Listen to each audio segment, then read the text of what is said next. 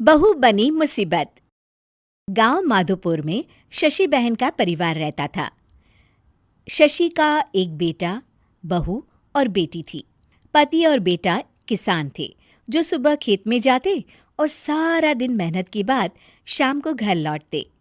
शीला भी घर में रहकर सिलाई का काम करती। शीला की बेटी भी बड़ी समझदार थी। वो घर के काम में माँ का हाथ बटाती। लेकिन बहू का हाल निराला था। वो काम कम और मिन मेक ज्यादा निकालती, जिससे शशि और उसकी बेटी काफी परेशान रहते। एक दिन, माँ ये क्या है? ओहो, जितना बोलो लेकिन आप लोगों को तो कुछ समझ में ही नहीं आता। भाभी क्या हुआ?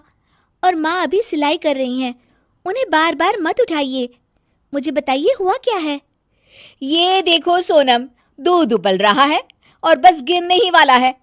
वो तो शुक्र है कि मैं आ गई, वरना तो बह जाता सारा। अरे पर मैं तो अभी देखकर गई थी और गैस भी धीमी थी। हमेशा दूध सामने खड़े होकर ही उबाल दिलवानी चाहिए, ठीक है ना? सोनम को मेघा की बात पर गुस्सा आ जाता है, लेकिन क्लेश ना हो ये सोचकर वो चुपचाप वहां से चली जाती है और सोचती है कि वो कैसे मेघा को सबक सिखाए। एक दिन मेघा ने कहा, सोनम, अरे ओ सोनम, कहाँ हो? ऐसा कैसे कर सकती हो तुम? क्या हुआ भाभी? जब देखो परेशान सी घूमती हो। खुश रहा करो भाभी, इससे ना स्किन ग्लो करती है। सोनम, फेस तो मेरा वैसे भी ग्लो करता है, देखो। और कितनी गुणी भी हूं मैं। तुम्हें तो शादी करके दूसरे घर जाना है। देखो जरा, देखो अपने कमरे का हाल देखो, सारा संतरे का छिलका जमीन पर फैला है। अरे ससुराल में ऐसे ही रहोगी क्या?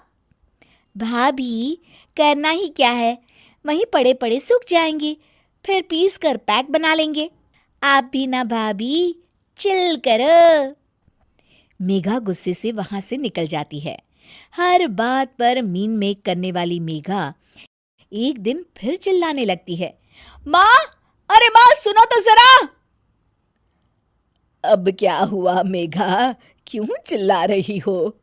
माँ ये देखो, देखो जरा, ये कांच का कटोरा जिसे टेबल के किनारे रखा है। अरे किसी का एक हाथ लगेगा और ये गिरकर टूट जाएगा। तभी मेघा के कमरे से कुछ गिरने की आवाज आती है। वो भागकर कमरे में जाती है, जहां उसके पीछे शशि भी आ जाती है। मेघा के कमरे में उसका शीशा गिर जाता है। लगता है बहू, तुमने अपना शीशा कोने में रखा होगा, तभी गिर गया। जरा दूसरों को सीख देने से पहले खुद भी अमल कर लिया करो। वहीं कमरे में पर्दे के पीछे छिपी सोनम हंस रही होती है। मेघा काफी परेशान रहती है कि उसके साथ ये क्या हो रहा है।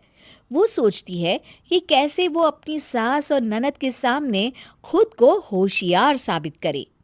एक दिन मेघा सोनम से कहती है, सोनम, आज ना मैं तुम लोगों को चाइनीज बनाकर खिलाती हूँ। देखना मैं कितना अच्छा खाना बना लेती हूँ। फिर तुम भी ना ससुराल जाकर वैसा ही खाना बनाना और सबका दिल जीत लेना। मेघा किचन में जाती है। घर पर आज सभी मौजूद हैं, तो वो लोग भी मेघा के हाथ के खाने का इंतजार करते हैं।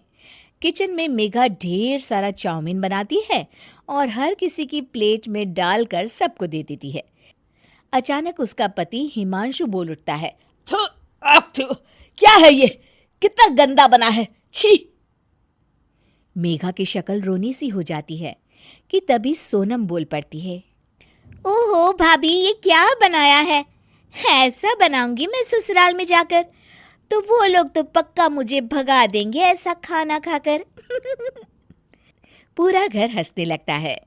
तभी मेघा की सास कहती है, कोई बात नहीं बहू, कभी कभी ऐसा हो जाता है, पर हाँ, दूसरों को सीख देने से पहले खुद का सही होना सबसे ज्यादा जरूरी होता है।